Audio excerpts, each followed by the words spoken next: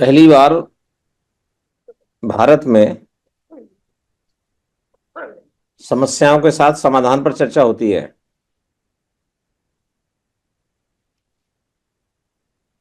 शिक्षा विशेष के रूप में आज हम इकट्ठा हुए हैं।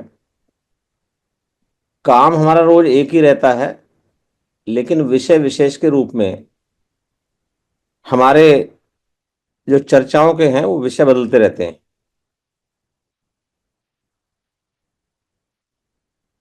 हम सोचते क्या हैं, समझते क्या हैं, करते क्या हैं और उसके परिणाम क्या आते हैं, इस आधार पर अगर हम तय करें तो पता चलता है कि हमारे सोचने समझने की शक्ति कितनी है, कैसी है।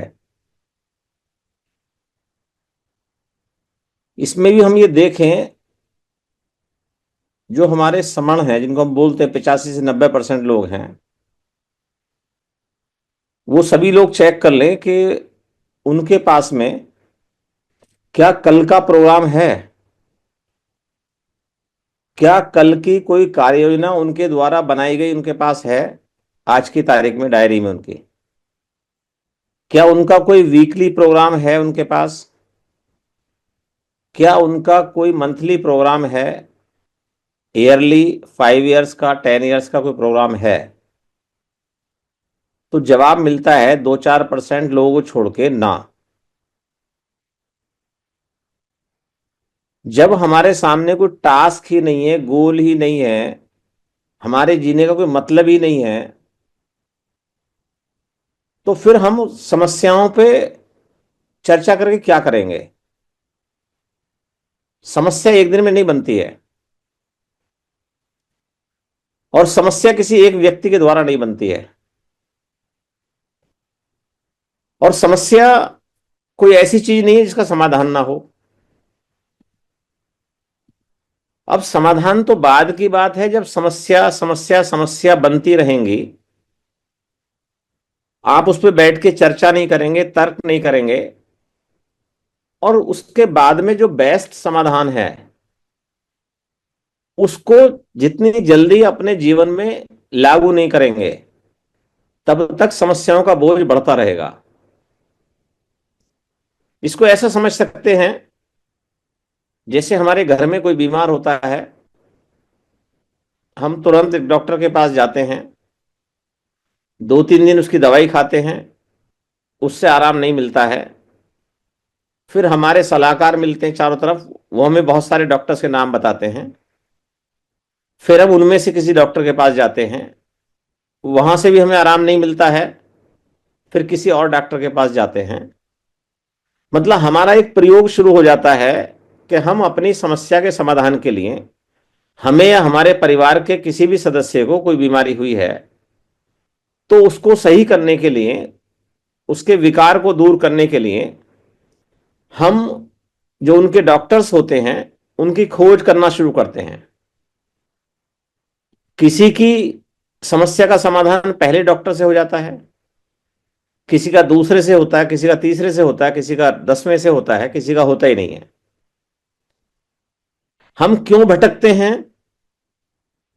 क्योंकि हमारे पास कोई भी ऐसी जानकारी नहीं है जो हमें तुरंत हमारे सामने हो, और हम उस बेस्ट जानकारी के आधार पर उस समस्या का बेस्ट सॉल्यूशन प्राप्त कर सकें।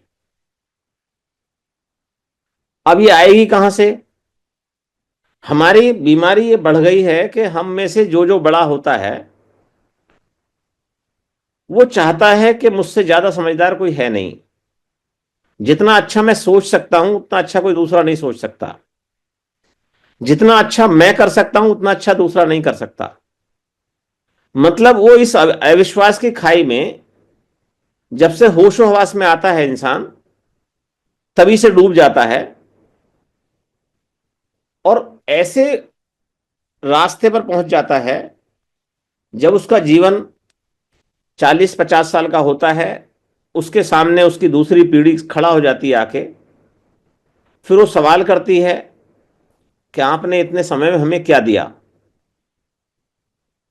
ताकत तो पूरी लगाई उस व्यक्ति ने सब कुछ देने की, अपनी पूरी समझ लगाई और सब कुछ झूठ भी बोला, सच भी बोला, जो इतना कर सकता था वो किया। लेकिन उसके बाद भी अपने परिवार के सामने वो नतमस्तक रहता है। उसे ऐसा लगता है जो देना चाहता था नहीं दे पाया। अब तब 50-60 साल की उम्र में उसके पास समय समाप्त हो जाता है। मतलब उसका जो जीवन था वो आत्मग्लानि से घिर जाता है। जब उसे लगता है कि जिसके लिए, जिस परिवार के लिए, जिन बच्चों के लिए उसने अपना पूरा जीवन लगाया, वो जब ये सवाल करते हैं कि आपको क्या देना था और क्या नहीं दे पाए, तब वो आत्मग्लानि की श्रेणी में व्यक्ति चला जाता है। अब ये होता क्यों है? आपने देखा होगा, जब भी कोई ताकत, शक्ति किसी व्यक्ति के पास आती है, किसी बच्चे के पास आती है, फिर उसे किसी की राय की आवश्यकता नहीं होती, किसी से पूछने की आवश्यकता नहीं होती। उसे ऐसा लगता है कि मैं सब कुछ कर सकता हूं। लेकिन जब वो सब कुछ करने चलता है, तब वो करते करते लड़खड़ाता है, गिरता है, परिणाम ऐसे नहीं आते जैसा वो चाहता है। वो जब तक करता रहता है जब तक कि उसके पास वो शक्ति रहती है। जब उसके पास वो शक्ति नहीं रहती, शक्ति विहीन हो जाता है, तब वो इस समाज का एक ऐसा अक्रिय प्राणी बन जाता है कि ना तो खुद के काम का रहता, ना किसी दूसरे के काम का रहता। अब ये सारी चीजें जो होती हैं व्यक्ति के साथ या हो रही हैं, ये हम करें 75 साल से हमारे साथ हो रही हैं, ये हो क्यों रही हैं? किस चीज का अभाव है हमारे पास? तो जब इसको खोजा गया, देखा गया, बात की गई लगातार, तो देखा गया कि हमारे पास विश्वास की कमी है। हम किसी पे विश्वास नहीं करते और हम चाहते हैं कि दुनिया के सारे लोग हमारे ऊपर विश्वास करें। तो ये तो असंभव है, अप्राकृतिक है। अगर आप किसी पे विश्वास नहीं करेंगे तो कोई आप पे विश्वास क्यों करेगा? जब विश्वास आपको आपके ऊपर नहीं होगा तो आपको पता ही नहीं होगा आपको करना क्या है। आपको पढ़ाई कितनी करनी है, कौन सी पढ़ाई करनी है, उस पढ़ाई करके आपको हासिल क्या करना है।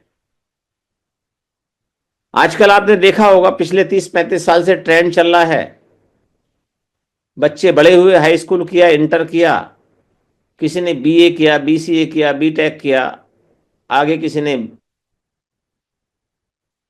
डिप्लोमा किया, डिग्री ली। लेकिन जब उनके वर्किंग पे जाएंगे, उनके काम पे जाएंगे, जो काम करते हैं, वो काम उनका उनकी पढ़ाई से बिल्कुल अलग है। मतलब जो उन्होंने अपना पढ़ाई की है, डिग्री हासिल की है, उनका काम उससे मैच ही नहीं करता। इसका मतलब जो समय उन्होंने उस वक्त लगाया है, वो समय ऐसी जगह लगा दिया जहां उनको उसका कोई उपयोग नहीं मिल पाया।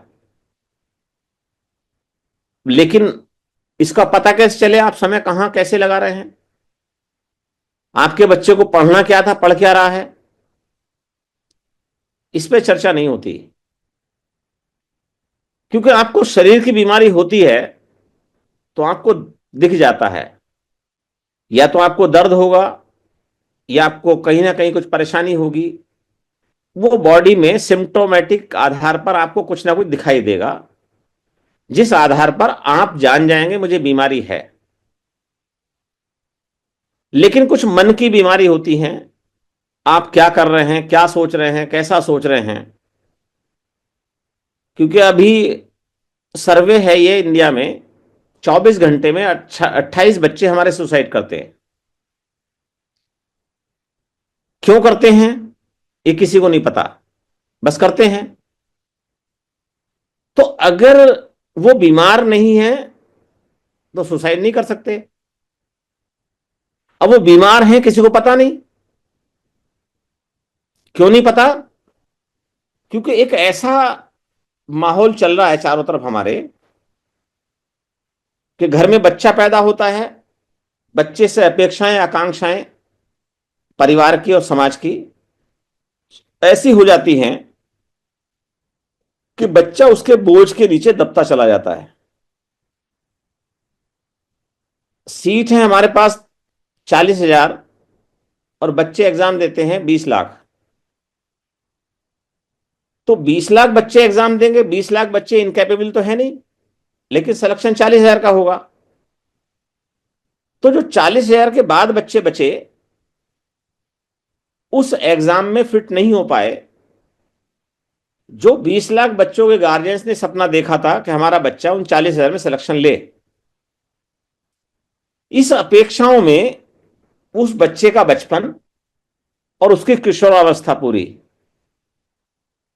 इस आधार पे खत्म हो जाती है कि उसको ना तो परिवार का संरक्षण सहयोग मिलता है, उनसे कोई नहीं पूछता उन बच्चों से कि आप बीमार हो, कैसे बीमार हो, आपकी बीमारी का कारण क्या, क्यों परेशान हो, आप जो पढ़ रहे हो क्या उस पढ़ाई को समझ में आ रही है, आपको नहीं आ रही है, आपको जो इसके डॉक्टर मिले हैं, जो टीचर्स आपके पास हैं, क्या आपको पढ़ा पा रहे हैं, नहीं पढ़ा पा रहे, क्या आपकी इच्छा भी है इसमें, नहीं है, क्या आपका मन भी लगता है, इसको नहीं लगता, आप करना चाहते हैं, इसको नहीं करना चाहते, इन डॉक्टरों की कहीं खोज नहीं हो रही। इनको हम बोलते हैं टीचर। एक टीचर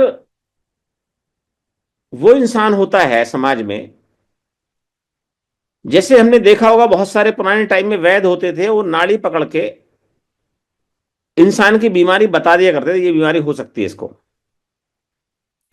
ऐसे ही हमारे समाज में आज भी बहुत सारे ऐसे टीचर हैं जो बच्चों को 2 मिनट, 5 मिनट, 10 मिनट बात करके ये बता देंगे कि इस बच्चे का करंट स्टेटस, इसकी मेंटलिटी, इसका बिहेवियर, इसकी सोच, इसकी समझ ये है, इसकी इच्छा ये है, और इस फील्ड में ये अपना सर्वोत्कृष्ट सबसे अच्छा दे सकता है।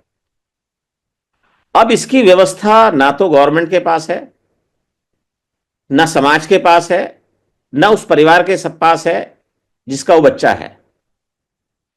अब ये बच्चे सारे हमारे हैं, तो हमारे बच्चे हैं, बीमार हैं, उनको इलाज के लिए पहली आवश्यकता है कि इलाज मिले, और इलाज के बाद में, और वो इलाज ऐसा नहीं है कोई दवाइयों से इलाज होगा, वो इलाज ऐसा है कि उनसे बात की जाए बच्चों से,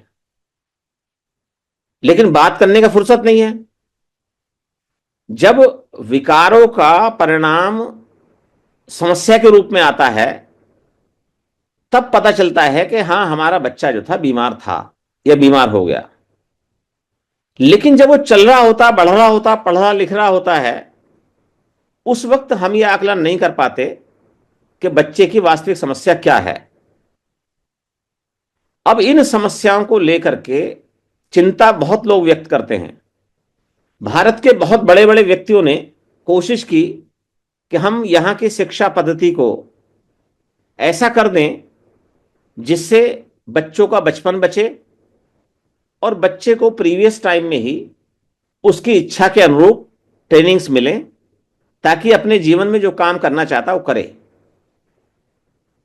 अब वो चीजें वहां नहीं मिली, वहां नहीं मिल रही हैं। अब बात आती है वो मिल कहां सकती है, कैसे मिल सकती हैं।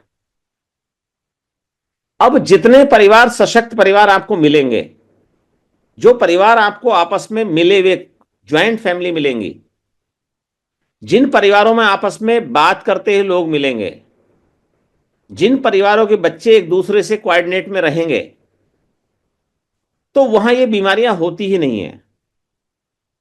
बीमारियां कहां होती हैं? जहां एकल परिवार हैं, बच्चों के मित्र नहीं हैं, बच्चों के पास टीचर नहीं है, बच्चों से बात करने वाला कोई नहीं है, वहां ये समस्याएं पनप रही हैं। लेकिन इन समस्याओं का समाधान अब हमें मिल गया है, क्योंकि अब हम इकट्ठा होना प्रारंभ कर दिया है। अब इकट्ठा होना प्रारंभ करने के लिए हम केवल हम ही इकट्ठा नहीं हो रहे हैं, किसी एज ग्रुप के व्यक्ति इकट्ठा नहीं हो रहे हैं, हम यहां पूरे परिवार सहित इकट्ठा हो रहे हैं। जब परिवार सहित इकट्ठा होंगे तो बच्चे बच्चों से मिलेंगे, महिलाएं महिलाओं से मिलेंगी, जवान जवानों से मिलेंगे, बूढ़े बूढ़ों से मिलेंगे। जब वो मिलेंगे आपस में तो अपने विचारों का आदान प्रदान करेंगे, अपने सामने आने वाली समस्याओं पर डिस्कशन करेंगे। कुछ के साथ समस्याएं होंगी, कुछ के पास समाधान होगा। तो जिनकी समस्या होगी वो उनसे बात करेंगे जिनके पास समाधान है। और हम यहां पर ये देखेंगे इस कल्पना में कि अगर हमारा समण परिवार, वृद्ध परिवार, बड़ा परिवार इकट्ठा होता है तो हमारी वो बच्चों की बीमारियां जिन्हें हम फोकस ही नहीं कर पाते, पता ही नहीं कर पाते, और बच्चा हमारा बड़ा होकर के हमें लगता है कि वो रोजगार से वंचित हो गया, वो जो काम कर सकता था वो काम नहीं कर रहा, और हमें लगता है कि हमारी पूरे जीवन जो है वो असफल हो गया, हम कुछ कर नहीं पाए। उस समस्या से हमें मुक्ति मिलने वाली है परिवार में आके, संघ में आके। तो ये बात इसलिए बताई जा रही है कि बहुत सारे प्रश्न होते हैं, संघ में मिलेगा क्या। अब ऐसे मूर्खों को कौन बताएगा ये बात कि आप जो परिवार में रहते हैं, आपके 5 भाई रहते हैं, उनमें से जो भी परिवार से अलग रहता है रोज पीटा जाता है। उन्हें यह विश्वास ही नहीं है कि हमारा जो परिवार है बड़ा परिवार है। बस वो परिवार बिछड़ गया था, अब वो परिवार जो है पुनः मिलना प्रारंभ कर दिया है। अब हम पूरे भारत और दुनिया में कहीं भी जा सकते हैं, हमारे बच्चे कहीं भी पहुंच सकते हैं, कुछ भी कर सकते हैं। तो ये सारी व्यवस्थाएं पहले नहीं थी तो बड़ी संकुचित थी। आपके जो पर्सनल रिलेटिव थे, आपके मित्र थे, वो बहुत लिमिटेड होते हैं, उनसे आपके संपर्क थे, संबंध थे। यहां जो आपके संबंध और संपर्क बन रहे हैं वो ऐसे संपर्क और संबंध बन रहे हैं कि जो प्राकृतिक हैं, जिसमें बनावट नहीं है, जिसमें मैं मेरा नहीं है, जिसमें पद प्रतिष्ठा, मेरे पास इतने संसाधन, मैं इतना मालदार, या मैं दूसरों से इतना अलग, ये बीमारियां नहीं है। यहां हम सामान्य लोग मिलकर के अपने परिवार में इकट्ठा होते, बैठते, चर्चा करते, तय करते हैं हमें करना क्या है, हमारी समस्या क्या है, समाधान क्या है, समस्या क्या है, समाधान क्या है। तो ये समस्या और समाधान का जो प्रैक्टिस चल रही है हमारी, इसका परिणाम आने लगा है। परिणाम कैसे आ रहा है? अभी आपको मन में आए कि मुझे कल दिल्ली जाना है, और आपको पता ही नहीं कौन सी ट्रेन जाती है, कौन सी बस जाती है, कौन से मोहल्ले में जाना है, कौन सी बस जाएगी वहां पर, कब हम पहुंचेंगे। तो आप तुरंत यहां अपनी बात रखेंगे, तुरंत वहां का कोई साथी आपको मिलेगा, 1 मिनट में आपका नंबर लेगा, आपसे बात कर लेगा, पूरा रूट चार्ट आपको बता देगा। आपको लगेगा मुझे दिल्ली पास में हो गई। तो ये एक एग्जाम्पल है आपकी समस्याओं के समाधान का। अब बात आती है हमारे शिक्षा के समाधान की क्या व्यवस्थाएं हैं, क्योंकि इस देश में 2 प्रकार की शिक्षा है, एक प्राइवेट शिक्षा, एक सरकारी शिक्षा। सरकारी शिक्षा में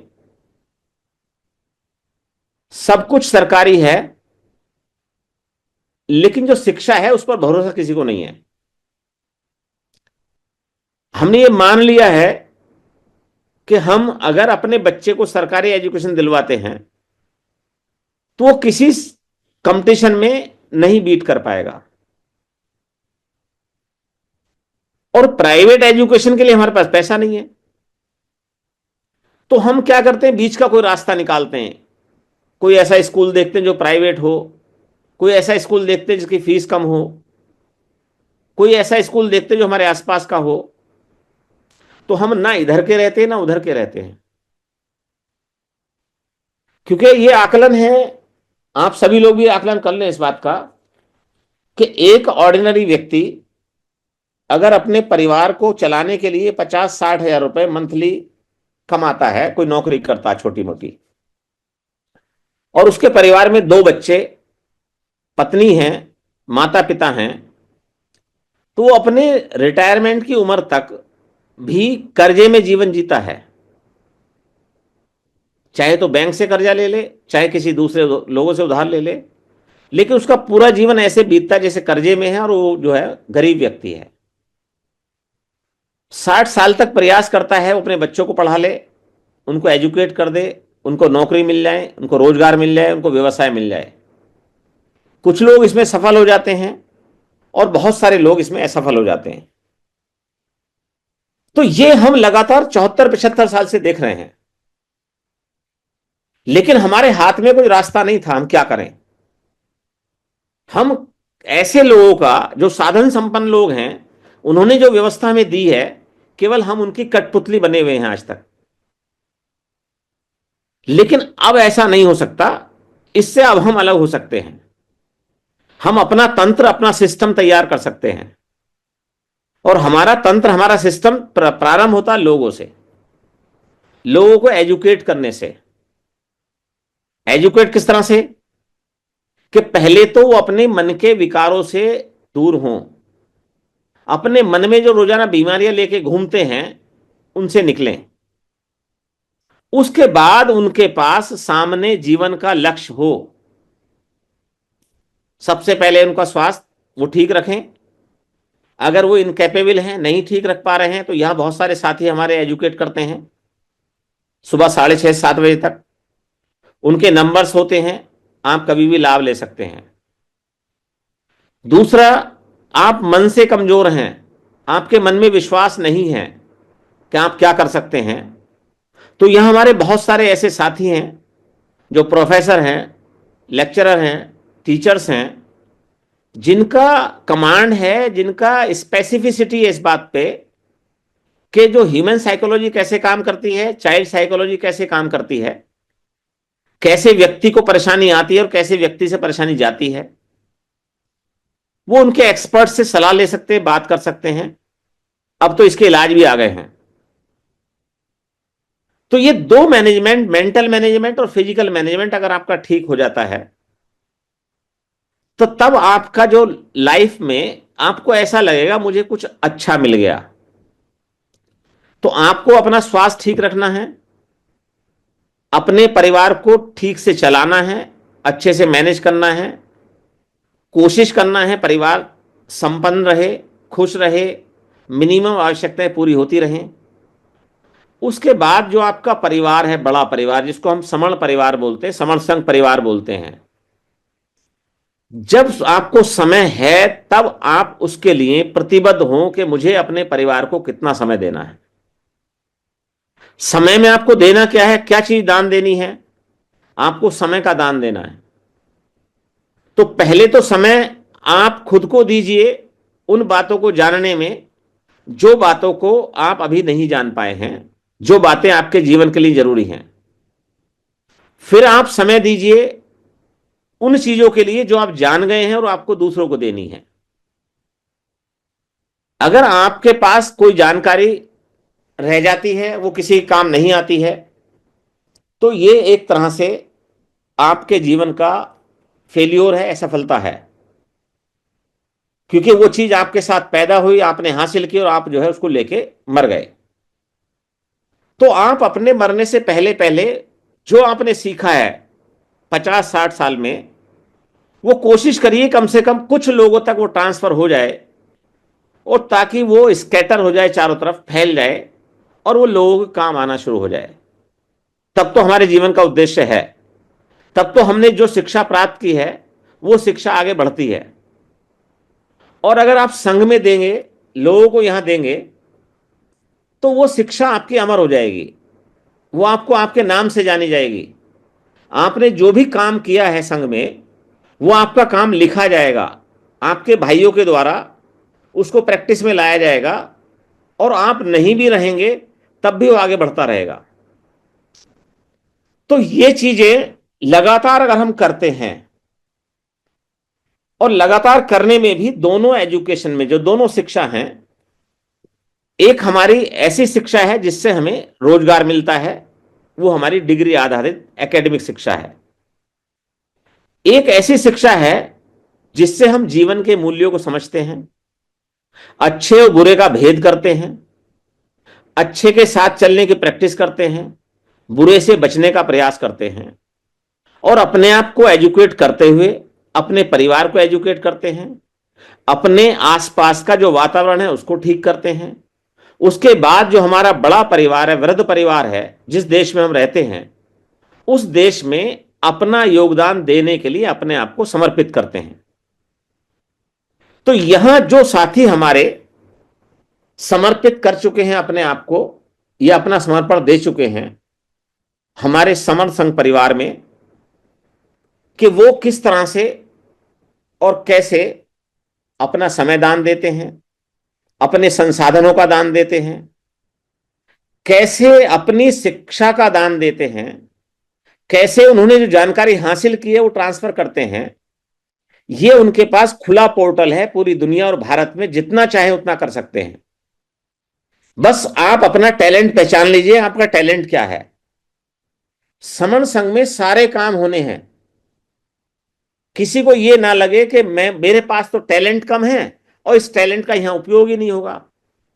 आप अपना एक टैलेंट बताइए, उसके 1000 कदरदान मिल जाएंगे आपको। लेकिन पहले आपको बताना पड़ेगा, क्योंकि आपको देना पड़ेगा, देने के लिए तैयार होना पड़ेगा। लेकिन हम इसके लिए तैयार तो हो मन से। हम इमरजेंसी में तैयार होते हैं। कैसे तैयार होते हैं इमरजेंसी में? एक जंगल में आग लग गई। अब आग लग गई, लोग भागने लगे, जंगल से जाने लगे। वहां 2 व्यक्ति रह गए उस जंगल में। चारों तरफ से आग की लपटें आ रही थी। उनमें से एक व्यक्ति ऐसे थे जिनको दिखता नहीं था, उनकी आंखें पैदाइशी अंधे थे वो। एक व्यक्ति ऐसे थे जो पैदाइशी पैरों से चल फिर नहीं पाते थे। अब चारों तरफ से आग की लपटें आ रही हैं, वो दोनों मिले आपस में, वही रह गए, बाकी सब निकल गए। तो अब और तो कुछ सूझा नहीं, उनको तुरंत ये सूझा, उनको दोनों की शक्ति याद आई। जिसके पैर नहीं थे उसने कहा, भाई मुझे, मेरे पास आंखें हैं, तो मुझे अपने कंधे पे बिठा लो, मैं तुम्हें रास्ता बताता रहूंगा। तुम्हारे पास टांगे हैं चलने के लिए, आंखें नहीं हैं, और हम किसी तरह से अपनी जान बचा लेंगे। तुरंत समझ में आई, इमरजेंसी का टाइम था, नहीं करते तो मर जाते। जिस व्यक्ति की टांगे थी, उन्होंने उस व्यक्ति को जिसकी आंखें थी उसको कंधे बिठाया, उसने रास्ता बताया, उसने टांगों से अपने चला और दौड़ के जंगल से बाहर पहुंच गए। उन्होंने अपनी जान बचाई। अब जान तो बच गई, लेकिन जैसे ही उनके 2 4 10 5 दिन बीते, वैसे ही कोई बमण व्यक्ति वो एक के कांटेक्ट में गया और उसने कहा उससे, जिसके पास आंखें नहीं थी, कि भाई तुमने उस व्यक्ति को बचाया जिसके पैर नहीं थे, अगर तुम नहीं बचाते तो जंगल में मर जाता हो। तो और वो तुम्हें कुछ समझ ही नहीं रहा, बस इतना कह के छोड़ दिया। और फिर वही व्यक्ति उसके पास गया जिसके पैर नहीं थे, आंखें थी, और उन्होंने कहा कि अगर तुम्हारे आंखों से तुमने रास्ता नहीं दिखाया होता तो वो व्यक्ति वहां मर गया होता, और वो तुम्हारे एहसान को नहीं मानता, तुम्हें बुरा भला कह रहा है। बस एक आध लाइन ऐसी बोली, उसके बाद जो दोनों को इमरजेंसी में इकट्ठा मित्र बने थे वो टूट गए। तो हम इतने बुद्धि से पैदल हैं, कच्चे हैं, बहरे हैं कानों के, हमें कोई कान में कहता है और हम अलग हो जाते हैं। 75 साल से यही हो रहा है। हम लगातार सवाल कर रहे हैं, भाई समस्या एक है और समाधान एक इकट्ठा होना, तो अलग अलग क्यों हो? अब कितना कहें, कैसे कहें, किन शब्दों में कहें, कितनी कठोरता से कहें, कितनी कोमलता से कहें? तो यहां हमारे बहुत सारे साथी बहुत ज्यादा कोमल हैं। उनके मुंह से जब बोलते हैं तो ऐसा होता है फूल झड़ रहे हैं, लोग उनकी बात भी नहीं समझते। यह हमारे बहुत सारे साथी ऐसे थोड़ा हार्ड बोलते हैं, वो हार्ड वाली से भी नहीं समझते, क्योंकि वो ऑलरेडी इतना समझे हुए हैं कि हम आम आदमियों की बात को ऐसे हवा में उड़ाते हैं कि जैसे हम जो बोल रहे हैं, जो तर्क कर रहे हैं, उसका कोई मतलब नहीं है। लेकिन मतलब जानते हैं वो। एक भी उनमें ऐसा नहीं है कि जो मतलब नहीं जानता हो। बस समस्या क्या है, समण संघ की आइडियोलॉजी उन सभी लोगों के लिए काल है, उनकी मृत्यु है, जो अपने मंच माला पद प्रतिष्ठा के घमंड में इंसान को इंसान नहीं समझते, भाइयों को भाइयों से मिलने नहीं देते, एक दूसरे के बीच में वैमनस्यता फैलाते हैं। ये जो कारोबार कर रहे हैं, उन्हें पता है वो कारोबार गलत कर रहे हैं, लेकिन प्रैक्टिस में आगे कैसे छोड़ें, इसके छूटने का एक तरीका है। वो जब छोड़ेंगे तब छोड़ेंगे। हम 5% समय लगाते हैं उनके पास, केवल 95% समय अपना हम उन लोगों पर लगाते हैं जो अभी उन बीमारियों से दूर हैं, जिनको प्रथम दृष्टया बातें समझ आती हैं, जिनको अपनी पहचान मैं समण हूं समझ में आ गई है, जो 10 गोल्डन रूल को समझ जाते हैं, मान लेते हैं, जानते हैं, जानने का प्रयास करते हैं। बस यहां से हमारा काम प्रारंभ होता है, और हमें जिद इस बात की है कि इस काम को करके छोड़ेंगे। इस काम में नीरसता है। इनिशियली फर्स्टली हमें इसमें कुछ मिलता दिखाई नहीं देगा, लेकिन सब कुछ मिलता है। लेकिन मिलेगा उसी को जो परिवार के अंदर बैठा होगा, दिखेगा उसको। अब जो कहीं बैठा नहीं, आया नहीं, उसको कैसे मिले, क्या चीज मिले उसको? लेकिन ऐसा नहीं है कि उसको नहीं मिल सकता। हमारे जितने भी समर्थ साथी हैं, उनको कहीं कोई भी टकराता है, मिलता है, तो जो भी सूचनाएं हैं वो आदान प्रदान करते रहते हैं पूरे दिन। कोई बीमार है, डॉक्टर का नंबर दे देते हैं। किसी को मकान का नक्शा बनवाना है, इंजीनियर का नंबर दे देते हैं। किसी को अपने घर में मीटर लगवाना है, हमारे जो हाइडल के लोग उनका नंबर दे देते हैं। किसी को और कुछ काम करना, उनका नंबर देते हैं। किसी को एट्रोसिटी हो गई है, हमारे जो जितने एडवोकेट साथी उनका नंबर देते हैं। हम आपस में सहयोग तो बहुत कर रहे हैं, लेकिन उसका प्रचार प्रसार नहीं हो रहा, क्योंकि हम प्रचार प्रसार करते ही नहीं। हम उस तरह से काम करते हैं, इस हाथ में काम किया, इसको पता ही नहीं है। लेकिन पता रखना पड़ेगा, पता करना पड़ेगा। तो आप सबको, जितने भी हमारे ऐसे साथी सक्रिय रूप से काम करते हैं, वो जितने भी काम संघ में हो रहे हैं, उनको आप देख ले, लिख ले, रट लें, और ये बात बताना शुरू कर दें, संघ ये काम करता है। और ऐसा कोई काम नहीं है जो संघ नहीं करता। बस संघ क्या नहीं करता, वो किसी के दरवाजे पे नहीं जाएगा, कोई ज्ञापन लिख करके किसी से डिमांड नहीं करेगा, संघ किसी के आगे हाथ नहीं फैलाएगा, संघ कहीं भी असहाय महसूस नहीं करेगा, क्योंकि संघ की जो शक्ति है वो संघ के अंदर निहित है। संघ जहां बैठेगा वो फैसले करेगा, वो निर्णय लेगा, वो काम करेगा। लेकिन संघ के लोग फ्री हैं। अगर कहीं भी समाज में किसी प्रकार की कोई एट्रोसिटी होती है, कोई कहीं किसी प्रकार की आवश्यकता होती है, कहीं किसी प्रकार के लोगों की आवश्यकता होती है, तो लोग वहां पीछे जाके खड़े होते हैं। उनके पास ना बैनर होता है, ना पोस्टर होता है, बस उस भीड़ में पीछे खड़े होते हैं जिस भीड़ की आवश्यकता लोगों को है। अब उन्हें दिखते नहीं वो। क्यों नहीं दिखते? कि वो बोलते नहीं हम समण संघ के लोग हैं, क्योंकि समण संघ के तो सारे लोग हैं। सारे के सारे लोग जो 85% हैं इस देश के समण हैं, वो सब समण परिवार के पैदाइशी हिस्सा हैं। तो बस ये कंपटीशन, ये कंपेरिजन, ये जो लाइन बीच में हमारे खिंची हुई है, इसको मिटाना किसी भी तरह से, कि जो संघ है वो केवल हमारा नहीं है, वो हम सभी 85% लोगों का है। इस परिवार में सारे के सारे 85% लोग आएंगे।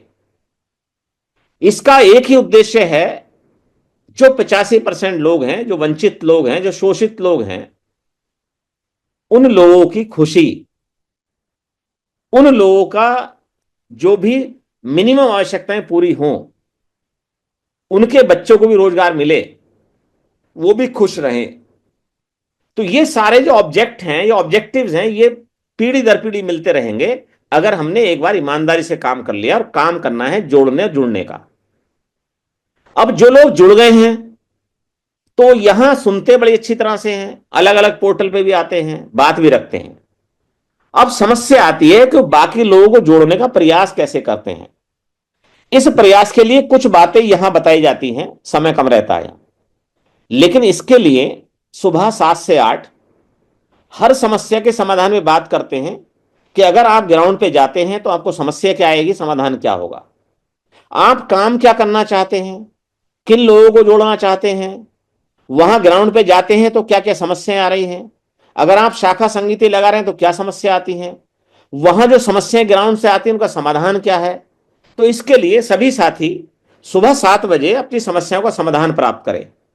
यह खुल के चर्चा करें। जब तक आप अपने मन को साफ नहीं करेंगे, मन में जितने प्रश्न आएंगे उनको यहां दूर नहीं करेंगे। हो सकता है कोई साथी हमारा तेज बोल दे, क्योंकि उनके बोलने का स्वभाव हो सकता है। हो सकता है बहुत सारे साथी हमारे बहुत सॉफ्ट बोलते हैं, उनका स्वभाव ऐसा है, लेकिन बात एक ही बोलते हैं, जब तक हम जुड़ेंगे नहीं तब तक जीतेंगे नहीं।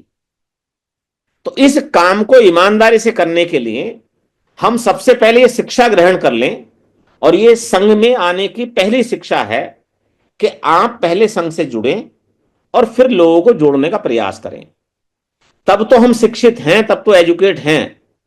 और अगर हम ये बेसिक काम को नहीं करते हैं, इसका मतलब हमारी कोई भी शिक्षा किसी काम की नहीं, हमें कोई भी घेर करके कहीं भी मार सकता है। हमारे पास जो कुछ है, जिसको लगता है वो किसी भी क्षण किसी भी पल कोई भी इसको खत्म कर सकता है। तो ये सारी बातें हम रोज करते हैं, बार बार करते हैं, सुनते हैं, लेकिन इसका प्रचार प्रसार अब हम डबल कर दें, क्योंकि हम सब जीत रहे हैं जो समण संघ की आइडियोलॉजी पर, विचार पर, नियमों पर।